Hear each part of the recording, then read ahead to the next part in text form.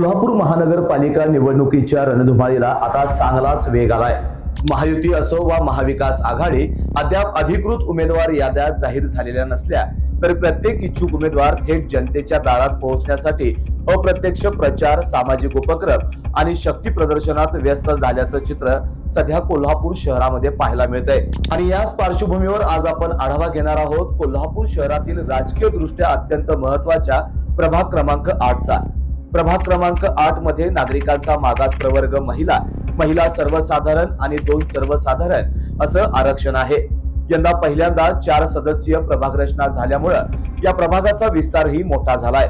छत्रपती शिवाजी महाराज पेठ, Nagojirao Patankar high school परिसर, Maharana Pratap high school, गवत मंडई, शिंगणापूर पानंद, शिंगणापूर फाटा ते थेट मीराबाग पर्यंत हा संपूर्ण परिसर प्रभाग क्रमांक 8 मध्ये समाविष्ट आहे। या प्रभागातून अनेक मातब्बर माजी नगरसेवक पुन्हा एकदा रणांगणात उतरण्याच्या तयारीत आहेत।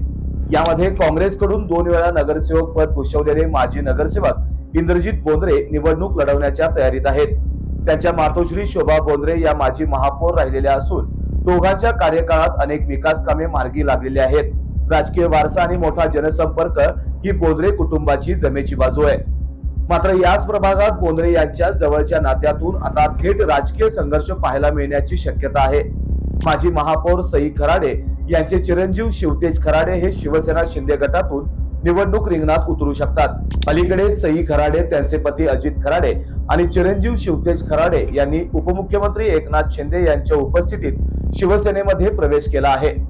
सई खराडे यांच्या कार्यकाळात कोल्हापूरच्या विकासासाठी मोठा निधी आणण्यात आला, तर उत्कृष्ट फुटबॉलपटू असलेले शिवतेज खराडे सामाजिक उपक्रमाच्या माध्यमातून थेट जनतेपर्यंत पोहोचताना दिसत आहेत। यानंतर शहरात मोठा जनसंपर्क असलेले काँग्रेसचे माजी नगरसेवक प्रतापसिंह जाधव हे देखील निवडणुकीच्या तयारीत आहेत।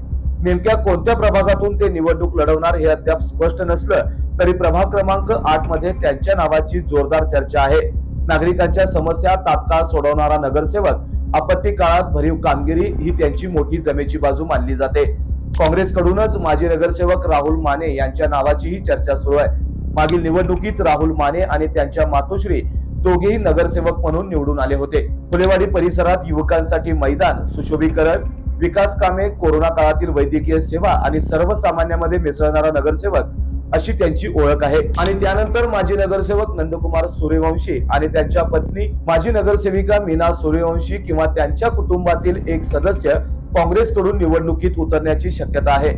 नगरसेवक पदावर असताना केलेली विकास कामं ही सूर्यवंशी कुटुंबाची शिदोरी आहे। शिवसेना शिंदे गटाकडून उपजिल्हा प्रमुख रमेश खाडे हे देखील रिंगणात उतरण्याच्या तयारीत आहेत। आमदार राजेश क्षीरसागर यांच्या माध्यमातून परिसरात अनेक विकास कामे झालेली आहेत। मागील निवडणुकीत त्यांचे चिरंजीव गणेश खाडे अवघ्या काही मतांनी पराभूत झाले होते। त्याशिवाय सामाजिक कार्यकर्ते प्रवीण लिमकर किंवा त्यांच्या पत्नी स्वाती लिमकर हे शिवसेना शिंदे गटातून निवडणूक लढवू शकतात। कोरोना व महापुरात केलेली सामाजिक कामे, युवा वर्गाची ताकद आणि बचत गटांच्या माध्यमातून महिला सक्षमीकरण ही या लिमकर दाम्पत्याची जमेची बाजू। भाजपकडून चिटणीस हेमंत कांदेकर, सामाजिक कार्यकर्ते आणि बांधकाम व्यावसायिक प्रकाश सरनाईक तसेच भागीरथी महिला संस्थेच्या संचालिका शिवानी पाटील या इच्छुक असल्याची चर्चा आहे। शिवानी पाटील सध्या संजय गांधी निराधार योजना आणि दक्षता समितीच्या सदस्य असून खासदार धनंजय महाडिक यांच्या माध्यमातून त्यांनी अनेक विकास कामे केली आहेत। 25 वर्षे नगरसेवक पदाचा वारसा असलेल्या आनंदराव खेडकर आणि त्यांच्या कुटुंबातील सदस्य या निवडणुकीत विकासाभिमुख चेहरा म्हणून पुन्हा समोर येण्याची शक्यता आहे। त्यांचे चिरंजीव सचिन खेडकर यांनी देखील 5 वर्ष महापालिकेत प्रतिनिधित्व केलं आहे। भाजप नेते मंत्री चंद्रकांत दादा पाटील यांचे निकटवर्तीय प्रताप देसाई हे देखील रणशिंग फुंकताना दिसत आहेत। युवक युवतींसाठी शैक्षणिक उपक्रम, व्यसनमुक्तीसाठी कार्यक्रम यातून ते समाजात सक्रिय आहेत। एकूणच पाहता प्रभाग क्रमांक 8 मध्ये शिवसेना शिंदे गट, काँग्रेस आणि भाजप या तिन्ही पक्षांकडून मातब्बर इच्छुकांची मोठी रांग आहे। मात्र वरिष्ठ नेत्यांची मर्जी कुणावर पडते, आघाडी झाली तर उमेदवाराची माळ कुणाच्या गळ्यात पडते आणि वारसा, काम की नव्या चेहऱ्यांचा करिश्मा मतदार कुणाला पसंती देतो हे पाहणं आता अत्यंत औत्सुक्याचं ठरणार आहे। बाळ, फ्रीज मधून श्रीखंड काढ ना। आम्ही पूर्वी घरीच बनवायचो श्रीखंड, त्याची चवच वेगळी होती। आता काय सगळं रेडीमेड। आजी, हे श्रीखंड खाऊन बघ। आज तुझ्या आईनं घरीच बनवलं की काय?